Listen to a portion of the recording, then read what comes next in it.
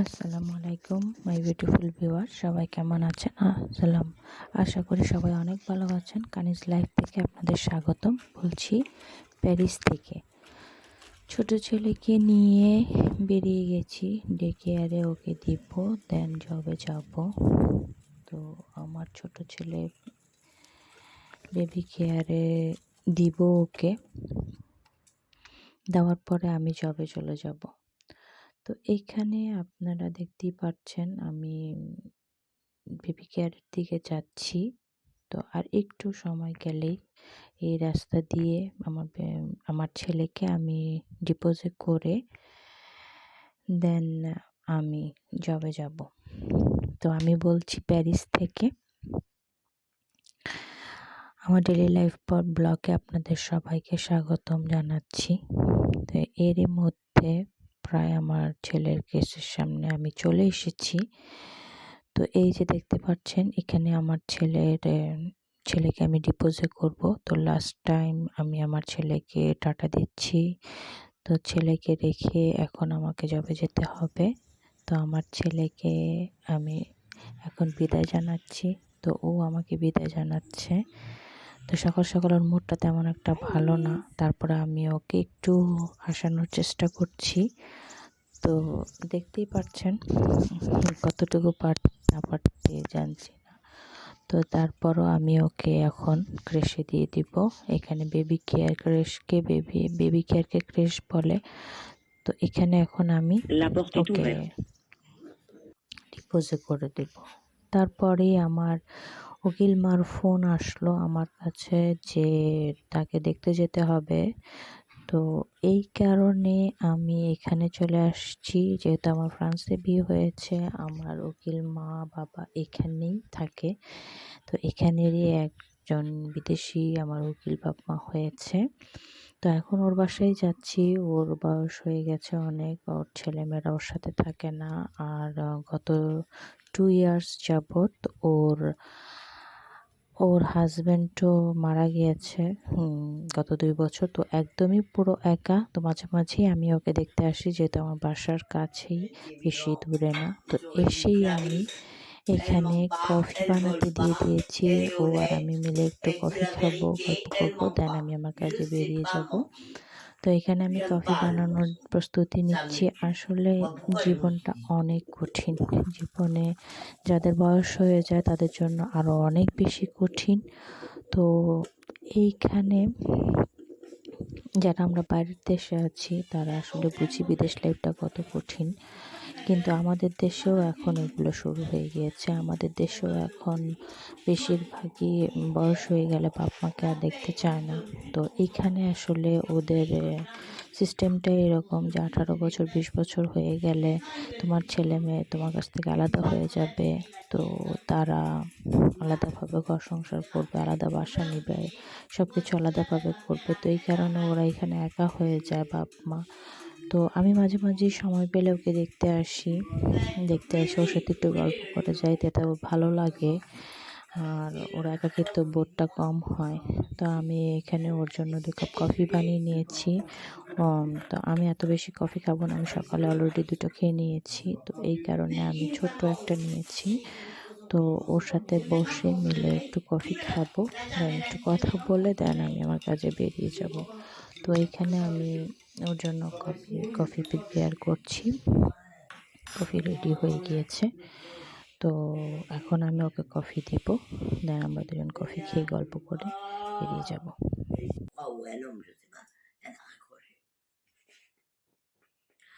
Juste de rigole. Il n'y a que le président qui peut régler l'affaire. Sinon, ils vont me faire tourner en bourrique. Et bon, on a trouvé l'examen que j'ai fait il y a très très longtemps. Ah oui, la dernière fois, tu m'as dit. Aaron, il t'a amené, non? Oui, Oui, il n'y avait rien. c'était le mois dernier. Je ne sais pas si c'est moi là, mais il n'y avait rien. Maintenant, il se réveille qu'il y a quelqu'un pour m'enfermer. On lui a trouvé quelque chose. Non, mais c'est pas vrai, c'est pas C'est vrai. malhonnête. Alors pourquoi elle n'envoie pas courrier? Il faut l'envoyer courrier, on va voir. On va l'apporter le docteur. তো এখানে আমি ওর সাথে বসে গল্প করছিলাম। ওর Et moi, j'ai été. কথাগুলো Et বলছিল dans যে les সপ্তাহে কি examens, কি avec করছে, les কে কে ওর papiers, কাছে ফোন eux, ils ont করছে, trouvé le virus. হ্যাঁ, ও mettre sur কোথায়, l'ordre. কোথায় গেছে। তারপরে Moi, je ওকে sais pas, টিভির il faut que আমাদের je fasse এইখানে যে রাশিয়ার appel যুদ্ধ au président চলতেছে, হ্যাঁ, et il faut রাশিয়ার que সাথে je prenne ইউক্রেনের les যুদ্ধ, comme ça সেগুলা Oui, নিয়ে quelqu'un আমরা allez. আলোচনা Oui, করলাম oui, allez কিছুক্ষণ। comprendre, তো Nelly. Voilà. ওর medical C'est ce que report je নিয়ে te কিছু disais. Et en কথা plus, বলল যে ওকে ফোন il y করছে avait un আজকে carnet সকালবেলা d'argent যে ওর que j'ai এক্সামও ramassé দিতে pour হবে mes ডাক্তারের parents. কাছে। Et ma mère, তো elle avait এইসব filé ব্যাপার pour নিয়ে moi. আমি ওর সাথে Ma mère, elle টুকটাক veut se retrouver আলোচনা dans sa tombe. করছিলাম এবং Et je ওকে dis, mais non, সান্ত্বনা maman, je দিচ্ছিলাম les ai যে ramassés দেখ, pour vous. Quand ma এটা mère, elle আসলে est morte, জীবনের একটা j'ai অধ্যায় pas যা আমাদের pris সবাইকেই পার même করতে un হবে। তো mouchoir, আমরা sবাই এখন ni সেই une অধ্যায়টাই, robe. Que toute sa এইখান থেকে garde-robe, কেউ elle বাঁচার vient de আসলে mon কোনো magasin de উপায় chez নেই। le maire. তো এটাই Depuis আমি l'âge de ওকে 18 ans, jusqu'à বুঝাচ্ছিলাম। ma ও retraite, এখানে mon আসলে père et একদম ma একা। mère étaient habillés ও de mon বলতেছে magasin. যে Et আমি moi, সারা জীবন j'étais tous কষ্ট les mois au করলাম, patron. সারা জীবন আমার J'ai সন্তানদের pas un পিছনে mouchoir টাকা en খরচ souvenir করলাম, de ma কাজ mère. করলাম। তো লাস্ট Pas মুহূর্তে un আমি এখন mouchoir. কাউকেই পাচ্ছি না। Voilà. এটাই কি আমার লাইফ নাকি? তো যাই হোক C'est আমি pas une ওকে honte, ça. ঠান্ডা করার চেষ্টা করছিলাম On এবং voit les কফি sœurs, খাওয়াচ্ছিলাম। আমি ওকে বুঝাচ্ছিলাম যে সব ঠিক হয়ে যাবে। আল্লাহ সবকিছু ঠিক করে et maintenant, দিবে। qu'est-ce qu'ils veulent? Ils তো veulent me faire passer pour une folle. এগুলাই Ouais, আমরা j'espère. কথাবার্তা Tu as বলছিলাম এবং compris? ওর সাথে একটু Voilà. সময় spend Je dis que ça ne করতেছিলাম। va pas jamais arriver. আর ওকে কফি খাওয়াচ্ছিলাম Repose-toi. তাতে করে Ils n'ont ওর pas honte. একাকিত্ব বোধটা একটু কম Et হয়। non, তো আমি ওইখানে গিয়ে pourquoi ওকে faire pour mettre একটু les সঙ্গ petits? দিয়ে আসছি। তো এখানে Comme আমরা ça, গল্প ils restent vieux করতেছিলাম de plus এবং ça. কথা bলতেছিলাম। তো On fait camera sortir, si যেহেতু encore, ছিল সেহেতু বারবার c'était বলছিল un যে bien de mon আমাকে père. C'est pas ক্যামেরাতে un bien de দেখা mon père. যাচ্ছে, Tout nous appartient presque, কে- disons. কেমন লাগতেছে, আমি বুড়ি হয়ে গেছি, এইসব কথাবার্তা বলতেছিল। তো এখানে ওর কিছু থালা কাপ টাপ জমা হয়েছিল। তো যেহেতু ও একাই থাকে, ওর কেউ নেই, ওর কষ্ট হবে বিধায় আমি এখানে থালা বাসনগুলো ওকে ধুয়ে দিচ্ছিলাম। তো মোটামুটি বেশি একটা ছিল না, অল্প কিছুই ছিল। তো আমি খুব তাড়াতাড়ি এগুলো করে ফেলেছি। তাড়াতাড়ি এগুলো ক্লিন করে, পরিষ্কার করে আমি ওকে ধুয়ে দিয়ে গিয়েছি যাতে ওর কোনো কষ্ট না হয় এবং আম ওর খাবারটাও আমি প্রিপেয়ার করে রেখে আসছি। তো সপ্তাহে ২ থেকে ৩ দিন আমি ওকে একটু সময় দেই। তো আপনারা যেহেতু আমার রেগুলার ভিডিও দেখলে ওকে প্রায়ই দেখতে পারবেন যে আমি ওর সাথে থাকি, ওর সাথে গল্প করি। কাজে যাওয়ার আগে বা কাজে যাওয়ার পরে আমি ওকে ০.৫ ঘন্টা ১ ঘন্টা সময় দেই। আমার সারাদিন ব্যস্ত জীবন, ব্যস্ত টাইমের মধ্যে আমি ওর জন্য একটু সময় রাখি, যেটা আমি ওকে দিই। তো এরই মধ্যে কাজ শেষ করে বাসায় চলে আসছি। বাসায় চলে এসে খুবই ক্ষুধা পেয়েছে। প্রায় অলরেডি ২টা ২.৩০ বেজে গিয়েছিল। তো এর মধ্যে আমি একটু সরিষার তেল দিয়ে বেগুন ভেজে নিচ্ছিলাম। তো উম বেগুন বেগুন ভাজা দিয়ে ভাত খাবো আজকে। তো বেগুনটা আমি খুব দ্রুত ভেজে নিচ্ছিলাম কারণ আমার প্রচুর ক্ষুধা লেগেছিল। তো বেগুনটা মশলা মাখিয়ে রেখে আমি একদম ডাইরেক্ট ফ্রাই প্যানে দিয়ে দিয়েছি। তো বেগুনটা ভাজা হচ্ছে যতক্ষণ ভাত আমার রেডি ছিল, সকালবেলায় ভাত তৈরি করে রেখে গিয়েছিলাম। তো ভাত রেডি ছিল, এখন শুধু আমি বেগুন ভাজবো। বেগুন ভেজে দেন আমি খাওয়া দাওয়া শুরু করে দিব কারণ আমি প্রচুর ক্ষুধার্ত ছিলাম। তো বেগুনটা আমি ঝটপট ভেজে নিচ্ছিলাম যতক্ষণ লাগে আর ভাজতে। তো মোটামুটি আমার বেগুন ভাজা হয়ে গিয়েছে।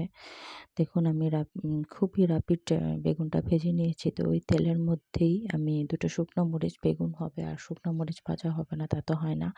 তো ২ টা শুকনো মরিচ ভাজা আমি এখানে দিয়ে দিয়েছিলাম এবং সাথে, সাথে কিছু পেঁয়াজও ভেজে নিয়েছিলাম। বেগুন ভাজার সাথে পেঁয়াজ ভাজা দিয়ে ভাত খেতে আমার কাছে খুবই ভালো লাগে।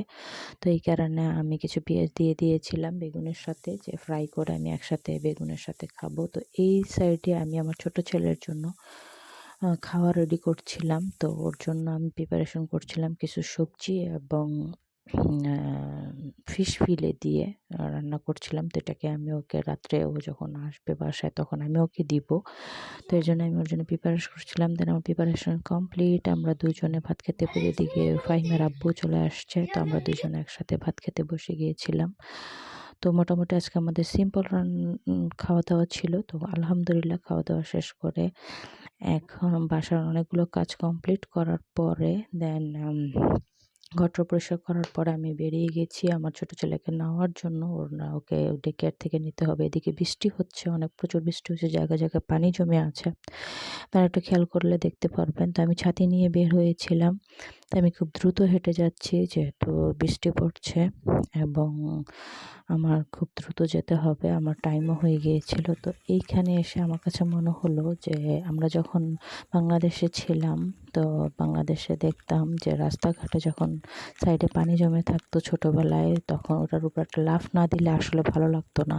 তো বড় হয়ে গিয়েছে মনের মধ্যে কিন্তু ছোটোবেলার সেই আকাঙ্ক্ষাটা সবসময় থেকে যায় এবং ভালো লাগে, ছোটোবেলার স্মৃতিগুলো মনে পড়ে। তো সেই স্মৃতিগুলো মনে করেই আমি এখানে পানির মধ্যে পাও ভিজাইয়ে লাফালাফি করার চেষ্টা করছিলাম একটু। তো যাই হোক, আশেপাশে কেউ ছিল না, সেই কারণে আমি একটু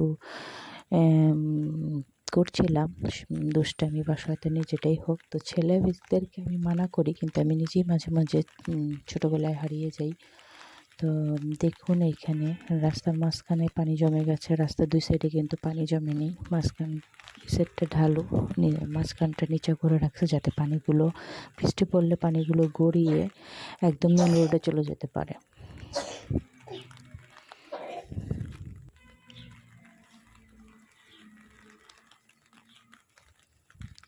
তো এরই মধ্যে কথা বলতে বলতে আমি আমার ছেলের বেবি কেয়ারের সামনে চলে এসেছি।